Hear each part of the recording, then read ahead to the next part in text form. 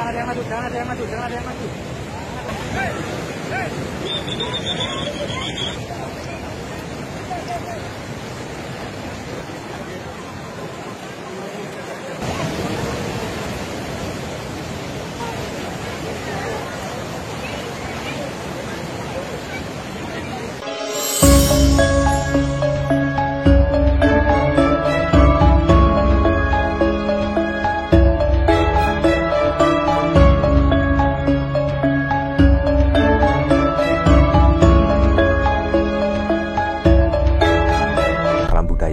Rahayu untuk kita semua. Jadi untuk pembahasan kali ini saya akan membahas dan juga menanggapi tentang terkait video tentang larung sesaji yang diadakan di salah satu pantai yang ada di Jawa Tengah tersebut. Banyak sekali orang zaman sekarang itu ketika melihat atau mendengar tentang kegiatan tradisi budaya Jawa itu seperti contohnya larung sesaji.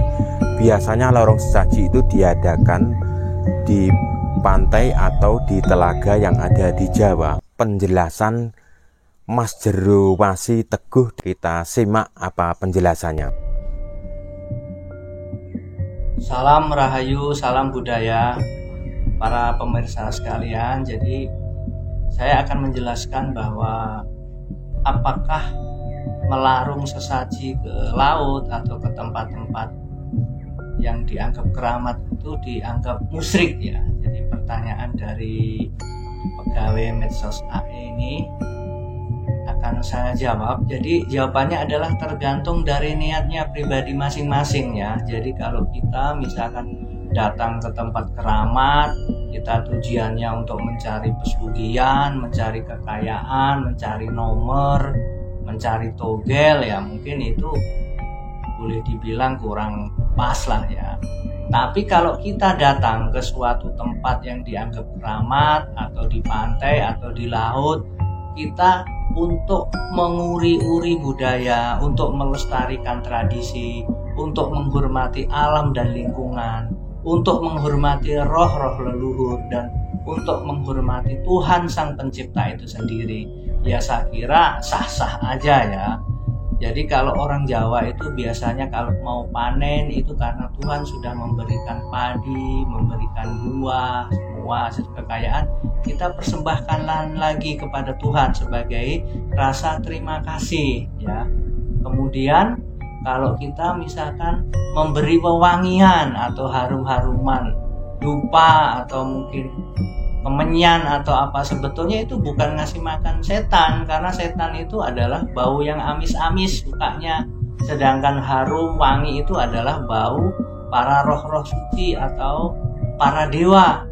Jadi tidak ada kaitannya dengan setan. Setan pun tidak makan buah, tidak makan dupa, tidak minum air, dia makhluk halus. Sebetulnya itu simbol dari silih wangi. Silih wangi itu artinya dengan wewangian itu kita harus berbuat hidup, memberikan kebajikan kepada sesama makhluk ya. Kemudian kalau kita mempersembahkan buah, contohnya pisang raja, kan pisang setangkep gini, ini maknanya kita itu menembah marang Gusti, menyembah kepada Tuhan Yang Maha Esa sesuai dengan agama dan kepercayaannya masing-masing. Disimbolkan atau diujubkan atau dinyatakan dengan pisang setangkap ini memohon doa ya. Terus kita mengasih bunga sebagai tanda kasih, kita hidup itu harus welas asih. Jadi misalkan sama seperti orang yang lagi jatuh cinta, simbol dari cinta itu apa? Dikasih bunga ya. Sebetulnya orangnya nggak makan bunga, tapi orangnya memerlukan perhatian kita, kasih sayang kita, dan apa ya, hubungan yang begitu indah, hubungan yang tidak saling merugikan, atau hubungan yang membuat orang semua itu bahagia ya. Kalaupun misalkan ada pihak lain atau ajaran dari negara lain yang melarang, oh kamu jangan mempersembahkan sajen, bunga, buah dan sebagainya untuk setan, ya itu terserah dia. Jadi mungkin ada suatu peradaban yang di daerah gurun tandus, karena di sana nggak ada buah-buahan, nggak ada air, nggak ada bunga, mereka tidak akan mempersembahkan itu karena mereka nggak punya itu. Beda dengan bumi Nusantara yang gemah ripah loh jinawi, Tuhan sudah mengasihkan semua kekayaan ini, ya kita sembahkan lagi kepada Tuhan. Jadi maknanya kita itu jangan terikat dengan keduniawian. Semua yang ada di dunia ini adalah milik Tuhan, dan kita sebagai manusia harus mensyukuri, menerima apa dari anugerah Tuhan, dan kita persembahkan, kembalikan lagi kepada Tuhan. Toh nanti setelah acara ritual selesai, biasanya makanan itu disurut atau dilungsur, atau untuk bancaan makan rame-rame. Jadi yang makan juga manusia, bukan yang makan setan. Setan itu tidak suka yang manis-manis, enak-enak. Setan itu sukanya yang amis-amis, ya.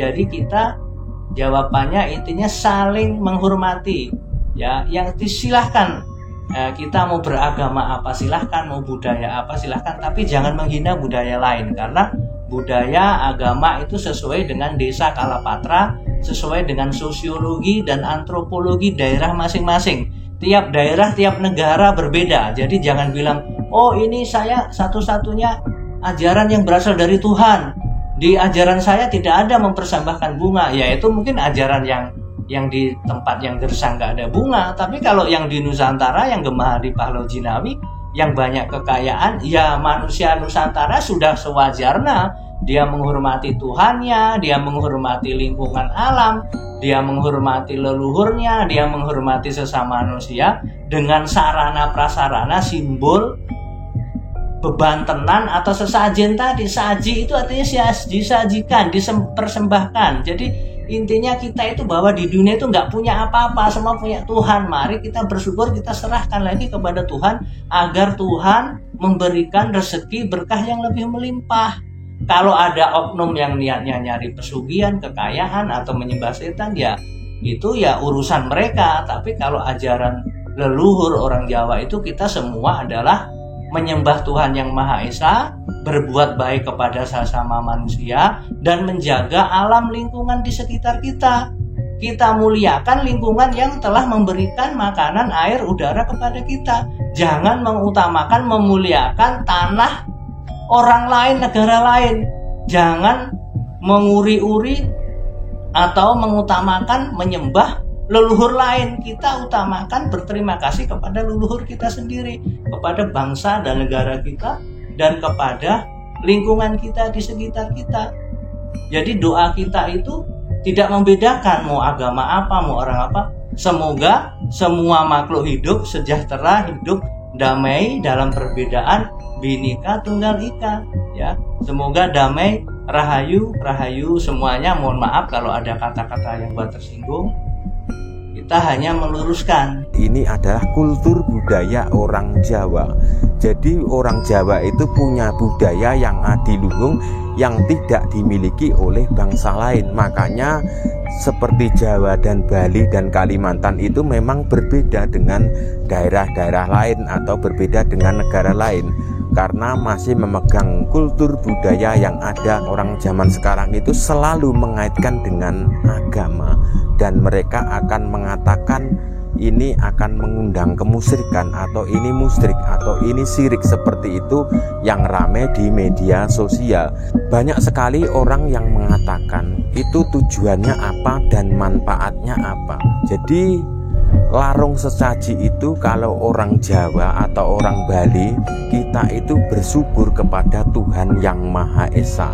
Nah, seperti itu kegiatan larung sesaji itu bisa juga disebut kita sebagai orang Jawa berinteraksi dengan alam. Jadi kita itu pasti hidup dari alam. Contohnya seperti nasi juga nanam di sawah, itu juga dari alam tersebut. Lauk pauknya seperti ikan laut itu juga dari alam. Jadi orang-orang yang melakukan larung sesaji itu adalah bentuk rasa syukur kepada Tuhan yang Maha Esa. Jadi begitu caranya. Dan pasti banyak sekali orang yang mengatakan ketika larung sesaji itu biasanya itu banyak sekali makanan kok dibuang sia-sia ke laut. Jadi itu tidak sia-sia ketika orang Jawa melakukan larung sesaji tersebut ke pantai atau ke telaga, itu tidak sia-sia. Jadi makanan-makanan tersebut dan buah-buahan tersebut juga akan dimakan makhluk hidup, contohnya ikan-ikan yang ada di laut. Sebagai orang Jawa itu juga berinteraksi dengan alam, menyapa alam seperti itu. Makanya dari hasil bumi yang melimpah orang Jawa itu, jadi kegiatan tersebut dilakukan tidak setiap hari, itu biasanya setahun sekali. Jadi itu dalam bentuk syukur. Jadi kita itu berbagi dengan makhluk ciptaan Tuhan lainnya seperti itu.